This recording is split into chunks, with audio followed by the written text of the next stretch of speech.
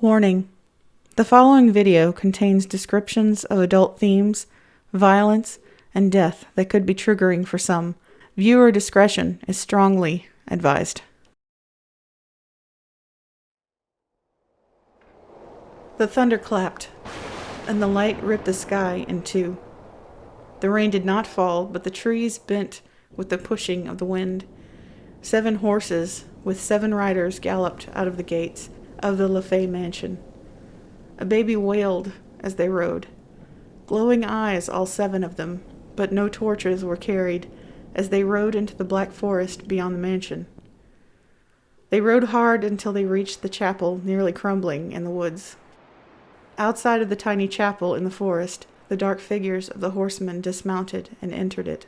One of the horsemen carried the tiny crying child.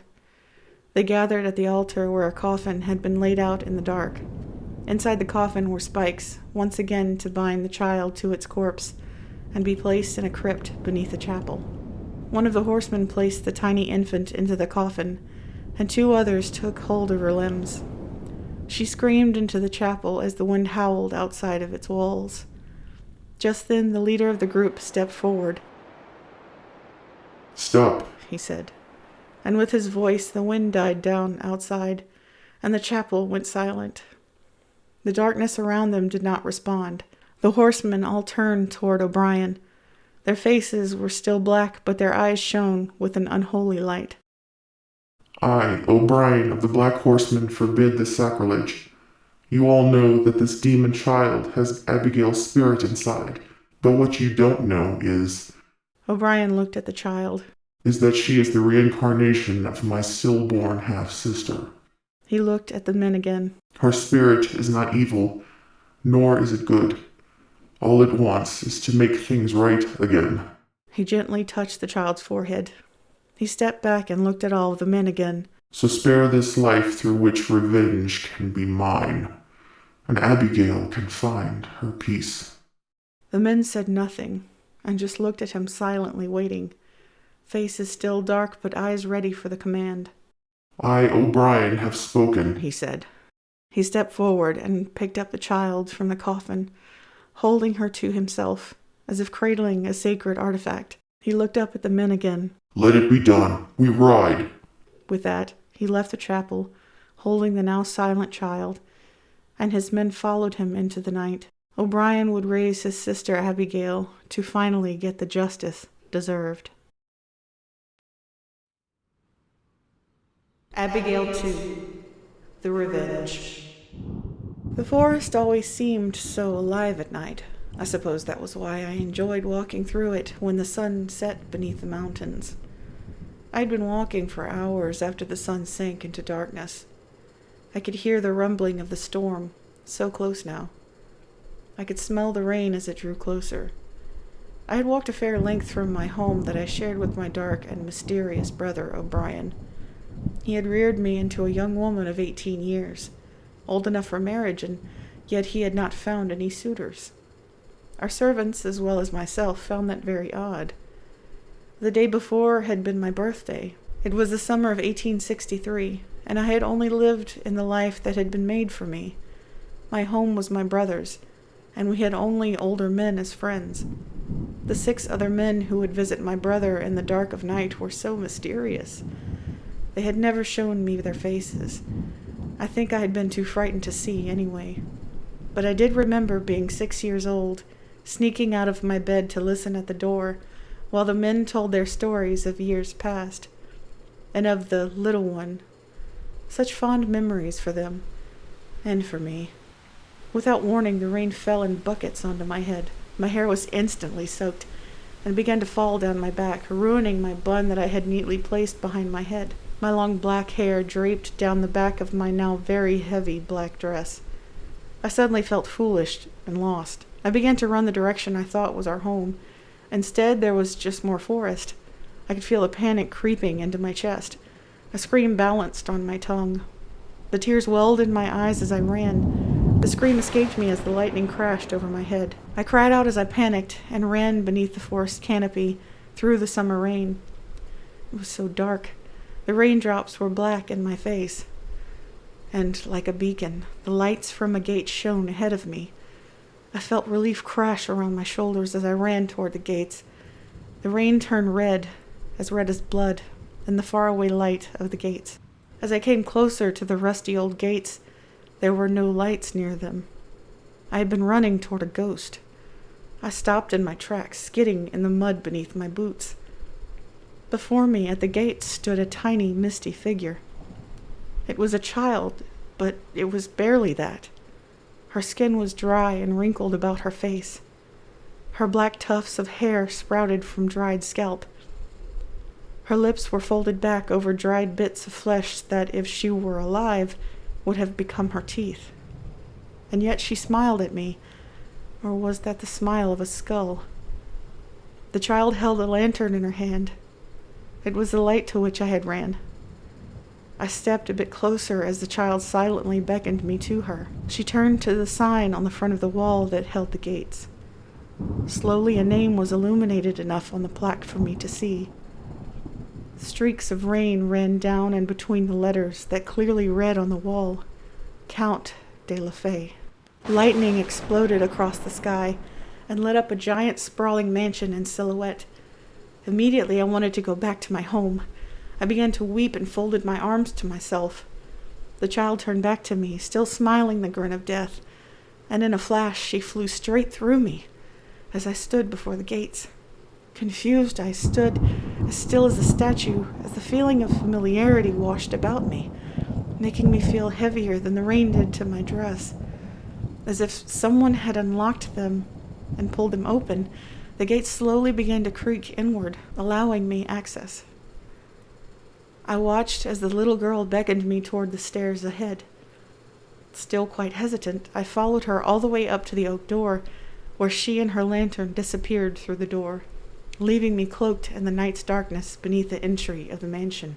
It was as dark up here as the coffin, but I needed to get out of the rain and dry before I became ill. As I reached the door, it slowly opened as if I had knocked. I stopped just before the open door. A man stood there, greeting me with a nearly toothless smile. Inside the house, candles glowed behind him, giving him a forbidding silhouette. I shivered. Though the rain had not been cold, the feeling in my spine was icy. The man was completely bald.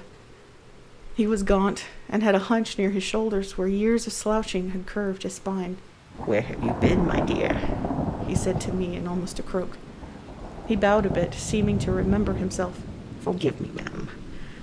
I am Brandon Henry, and I serve the master here. Please come in." He stepped out of the doorway and motioned his hand for me to enter.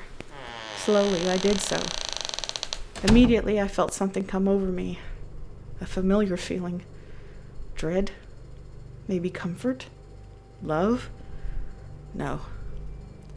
I ignored it and pressed through the doorway. The room into which I entered was barely an entrance, but the large room beyond was obviously one made for entertaining. Large crystalline bronze chandeliers that were not lit hung above the seating in each side of the entranceway. I had barely any time to look about me because Mr. Henry had begun to walk with purpose toward a hallway. Into the dark he led me past dim candles, all of which were black. They only gave off just enough light to reach the next candle. I was already feeling my hair drying a bit as I walked quite quickly behind the bald man through this hallway, then the next and the next. I was beginning to feel in danger again when we reached a large door. Mr. Henry shoved on the door, and it softly moaned in protest. He looked back at me, grinning. I caught a scent of a very old perfume that hung heavy in the air. I gagged a bit, but I kept my composure as we moved into the dark room. All of the walls were dark and covered in portraits of people I did not recognize, except for one wall. Around a very large portrait of a beautiful young woman with long, wavy black hair hung on the wall. A few candles were lit on each side of it. I shivered. I looked back up at the portrait of the woman. She stared at me with heavy eyelids and a soft grin. She looked familiar. She looked a lot like. I heard someone taking a long breath, and it startled me out of my trance looking at the portrait. In front of heavy, thick curtains that were so dark they looked black, there was a figure in a wheelchair. "Oh, Miriam, The figure whispered, barely audible. why did you have to go and die?" The figure sat in the furthest corner of the room, away from the slowly burning fireplace and soft candles. The head of the figure turned slowly and stopped. It froze as if it became stone. The eyes flickered in the small fireplace light as it stared at me. Once again, I felt a shiver. It was a man who looked no older than my brother O'Brien, probably past the age of 40. He was once very handsome as a young man. Now he sat hunched in the chair. The recognition in his eyes faded. He spoke softly and said, "I am Count Lefay. And you are?" I struggled to find my voice. My dress was soaked, my hair still soaked to my scalp, and I was in a stranger's home. "Abigail," I managed to whisper. He nodded and took in another deep breath. Can I call you Miriam?" He asked. Stunned, I tried to say, "No, my name is Abigail. I live not far from here, and if you touch me, my brother will kill you." But I just nodded. "Miriam or Abigail is fine," I added, trying to be accommodating for my host. "You can even call me Lucy, for it is just a name." I didn't know what I was saying. I could only assume I was scared and wanted to protect myself by being agreeable, as my brother had taught me since I could remember. The Count nodded softly and smiled. I watched as the figure creaked in the old wooden wheelchair, attempting to stand.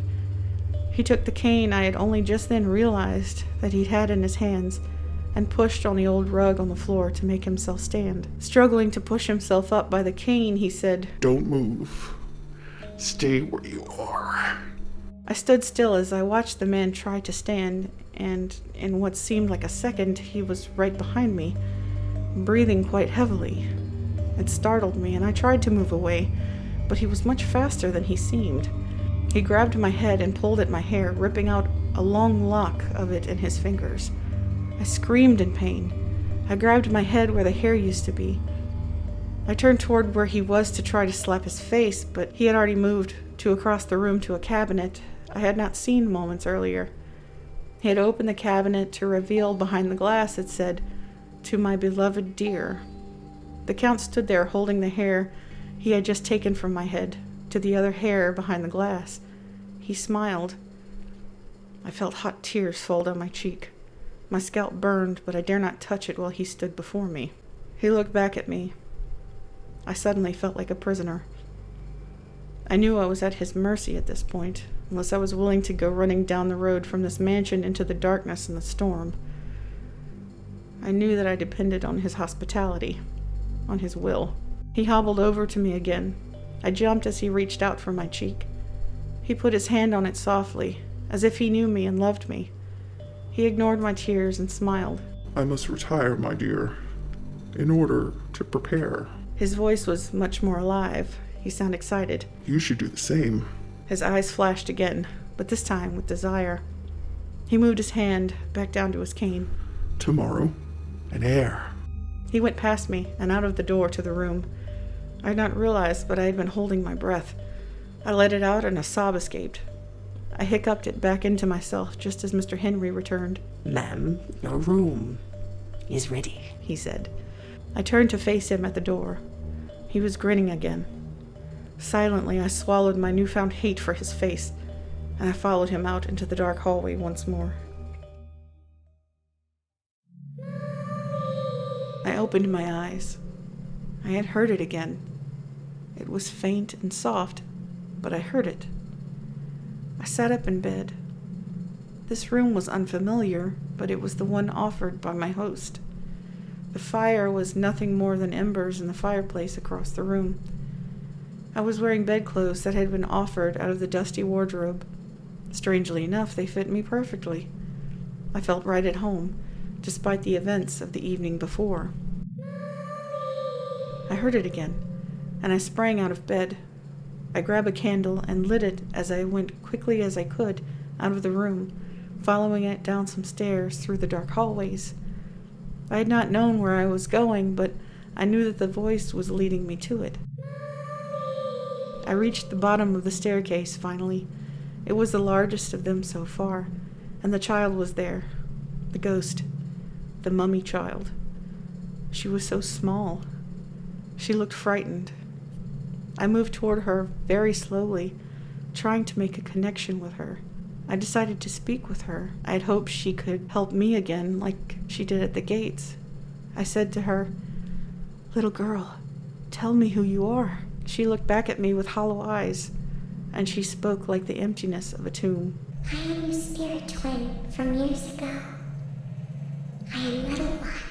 My eyes grew bigger, and a sharp, icy chill ran down my back. I realized that this was the girl my brother and his friends had been speaking about all of those years ago. I could not believe my eyes, and yet here my evidence stood. As I got closer, I heard a voice in my own head, a child's voice, screaming and screaming. Louder it became as I got closer until I had closed my eyes and held my head in my hands to try and block out the noise. The child was screaming, and just like that, the screaming stopped. I opened my eyes and looked where the child had stood, but she was gone. I had not realized that I had dropped my candle, and now I stood in darkness, save for the moonlight that filtered through the giant windows on the wall across from me.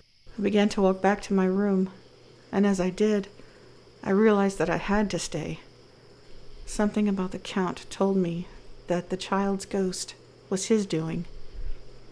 I had to save her, save the little one, and break her chains. I was awakened again by a voice. This time, it was from a man as he drew open the curtains in my room. "Wake up, Abigail." Mr. Henry was grinning at me once again. He was holding a dress, my dress, which was clean and dry once more.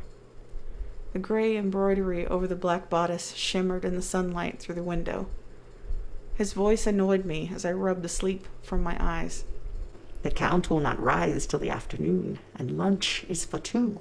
Mr. Henry laid the dress over my feet on the bed and turned to leave the room. I rose from my bed. "Wait! I would like to speak with you, Mr. Henry, if that is all right." "Certainly, ma'am. How can I help?" "Can you tell me, who is Miriam?" Mr. Henry smiled sadly. He paused before responding. "She was the lady of the house, the Countess, the love of Count de la Fay's life. But, sadly, she died during childbirth. I sat back down on the bed. And likewise, the child did not survive." I paused before I asked my next question. What about little one?" Mr. Henry froze. "Oh, you mean our ghost?" His grin returned, as irritating as ever. "Downstairs, on the lowest floor. That's where you'll find the door, beyond which there are slippery stairs leading down to the crypt. The little one sleeps there during the day, but at night she'll rise, searching for her mom." He paused for a moment before continuing. "Don't you ever go there at night. It's a sinister place.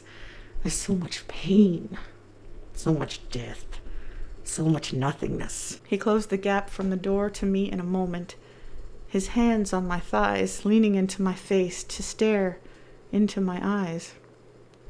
His breath was putrid, as if his mouth was the foulest sewer. "You must never go there. Promise you will not." I nodded. I promise. I promise." I had turned my head away from him so that his breath did not make me retch.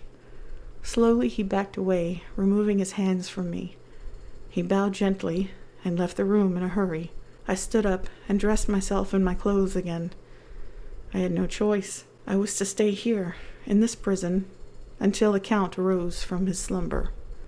I had to admit, I enjoyed the Count's company as we ate dinner. He was even pleasant in conversation. He had lived in these mountains his whole life, and he was a widower. He had, years ago, taken a fall down some stairs, the very ones on which I had encountered the little one the night before.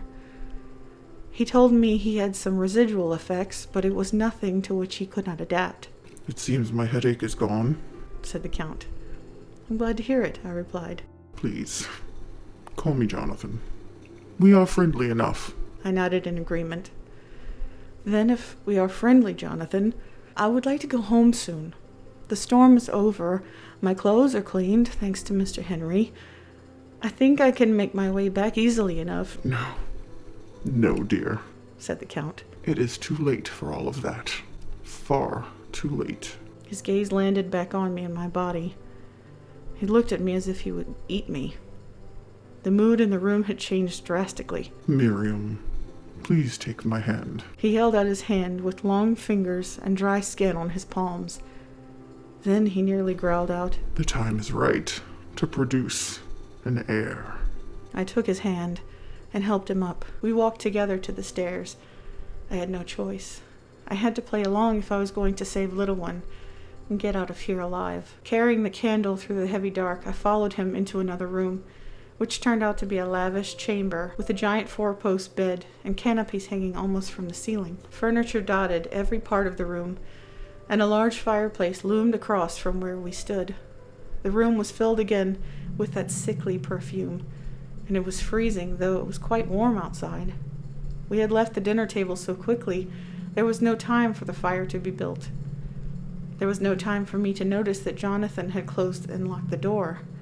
I dropped the candle, extinguishing the light in the room. In a flash, he was on me, flinging up my skirts and ripping open his breeches. He flung me onto the bed, bent over the edge. In one hand, he held my arm behind my head, pinning me down onto the soft mattress. With his other hand, he did the deed. He took my innocence, and my body was his. He whispered vile things as he did it, something about love and destiny. He moaned in passion and fury, ignoring the pain he caused me.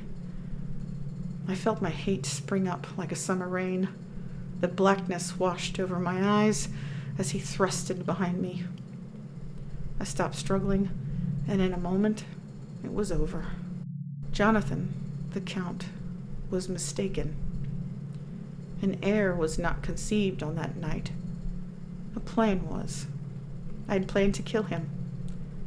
Even as my rapist lay on top of me in an exhausted and heaving mess, this would be the only night he could ever call me his. He lay barely breathing beside me, his disgusting hands tucked under his pillow. He looked like a corpse in the darkness.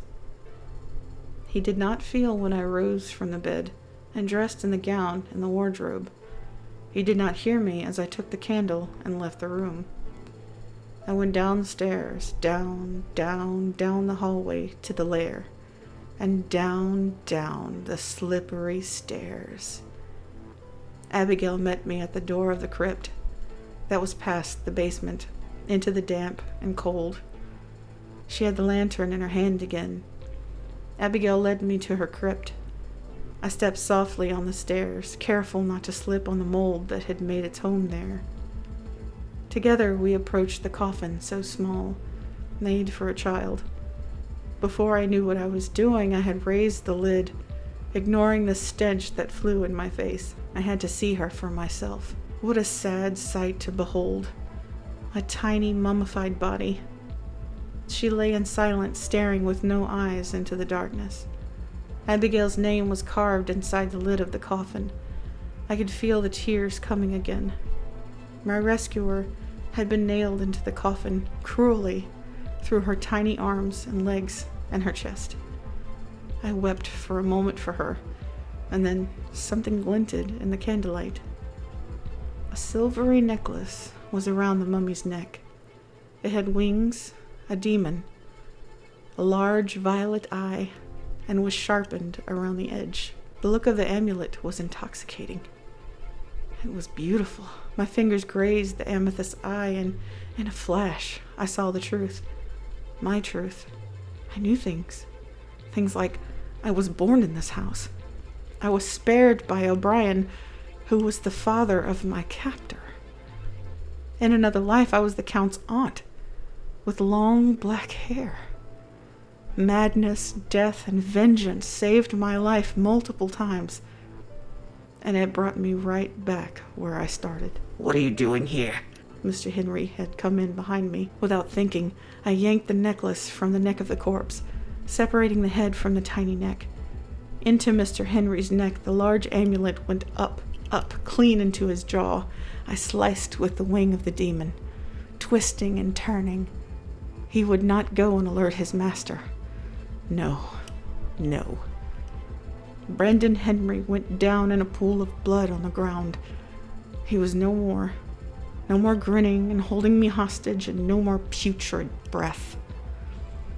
I suddenly realized my error. I had blood all over my hands with no explanation, should the Count awaken. I looked back at the mummy in the coffin. I'm sorry. I gotta go. Gotta run. I'll be back for you, little one. I hurried back up the stairs and into the house. I found another room with gowns that would fit me. I cleaned myself as best I could with the water in the jug in the room.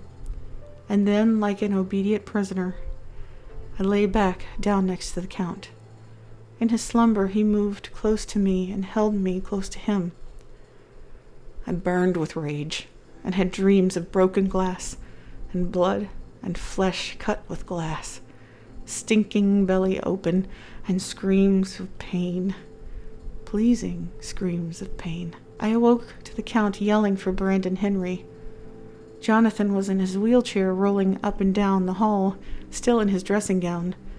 I got up and put my dress on as quickly as possible. I put my hair up and went into the hallway just as Jonathan was rolling past the door again. Where is Brendan Henry, and why is he late? He croaked loudly. Thinking quickly, I told him.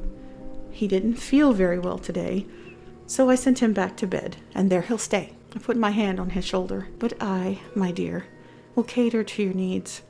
For you, I will be the hand that feeds. This made him smile widely, and his demeanor changed. He was quite pleased. I dressed him in his best suit and pushed the Count into his study once more. I left him to go start dinner. It was rather late, and dinner time was fast approaching. When I got to the kitchen, I found an old, thin wine glass. I took my skirts, the ones he lifted to violate me, and wrapped them around the glass. I shattered the glass into tiny pieces and sprinkled them. Into the sugar glass that went over his cake. I made an Irish stew that I had made for my brother many times before. The stew got the glass as well. When it was all done, I served it to dear Jonathan, and like a starved man, he ate every bite. I sat there drinking wine, watching him devour the deadly food, even the cake. His face danced in the candlelight on the table. It no longer seemed to hurt his eyes. Are you not hungry, my love? He said, finally noticing that I had not had a single bite. I slowly shook my head. I was waiting for it to begin. He reached out for my hand. My God, you're glowing. I love you, Miriam. I took his hand. I needed to keep up the charade, at least until... Oh, my God, my stomach. Count lurched forward in his wheelchair, holding his belly. It hurts. There it is again. Oh, what pain. It's like someone's cutting me with a knife. This is more than pain. I laughed at him from my belly. I put broken glass in your dinner, dear. It's only getting worse from here. I laughed again. The time has come to say hello to fear. No more hiding from the sun. You deserve the pain you get, Jonathan. He groaned again. What's wrong with you, Miriam? I'm hurting. Please, help me. I threw my head back in laughter at that. Oh, no. No. You're gonna die. I can't believe you're doing this to me. Oh my God. I'm bleeding through my mouth. Help me. That made me laugh again. My heart filled with glee as my attacker writhed in his old creaky chair. I pulled the chair from the table and made him face me. I looked in his eyes. I was told about you. I guess I didn't believe it. But O'Brien told me, in so many ways. Abigail told me. What you did to my mother, trying to kill me inside of her. Miriam, she died all right, but I am still alive. I was your aunt, the sister of your father's in another life. The father you never knew, who saved me years ago. He raised me, and now I'm looking at his son. A man in his wheelchair, living in the past. No room for life, only the dark. I stood up and looked down at him, writhing in pain. I was so close to the end. I will never forget the coffin and the nails. But little Abigail is back again, so young and beautiful, while you are living in the past. A past so dark there is no room for life itself. And all I see when I'm looking at you is where evil always lived and ruled. You almost killed me, and now you must pay. Do you even know who the hell it is you're keeping in the crypt? Do you? He looked up at me finally. Fear and twisted hate, and then the feeling of being betrayed overwhelmed him. That child is a part of me, He hissed. He tried to stand, but could not without his cane. I picked it up from the corner where I had placed it before dinner. I pushed him in the chest to keep him sitting down. He looked in my eyes with fear. I shook my head and struck his wrist with the cane. He cried out. I didn't hear him as I lifted the cane again and hit him many times across the back and one last time across his neck. I was breathing quite heavily by this time. I screamed at him, "I can't believe you're still alive! My God, I will teach you how to die!" I picked up the lantern on the shelf on the wall. "Here! This should light up your worthless little life! Open up your eyes!" I hurled the lantern at him. The wheelchair went up in flames, and with it the Count burned. He screamed in agony as he burned. I found myself dancing to his screams as if it were the most beautiful music that I had ever heard. My skirts swirled around me as I spun and laughed. The heat from the flames warmed my cheeks. The curtains were suddenly on fire, and I laughed even harder as I danced maniacally through the room. I screamed aloud, "I am the fire! I am eating everything! I'll bring this mansion down! Through me they all must come!" I saw the first of the spirits of the house swirl around, then past me, toward the front door. I watched the spirits swirl around the flames as the fire danced from surface to surface. The spirits took my hands, and we danced in circles as the flames jumped onto my skirts. I laughed and danced and laughed until my entire dress was a bright, burning pyre inside the room. I danced so hard that I did not feel any pain, and then as my own spirit left the mansion through the now open and burned roof, I realized the fire would never, ever reach the crypt. I realized that Abigail would never, ever find her mommy, who was buried in the stone floor. She would never be where we were going. But I could not look back, and the other spirits carried me into the great unknown.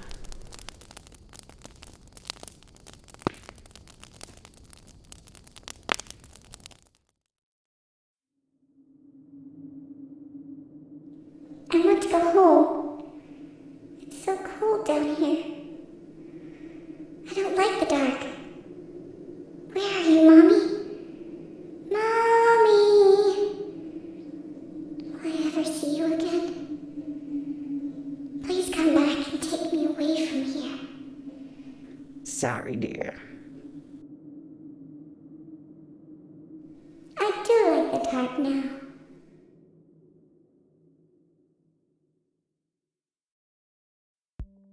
Hello everyone. If you enjoyed this video, please give us a thumbs up. And if you really like my channel, please consider subscribing. And don't forget to click the bell icon for future alerts. Hopefully in the future I can do a few more of these. I love King Diamond series, so I love working on them and they're really fun. Anyway, take care and I'll see y'all real soon.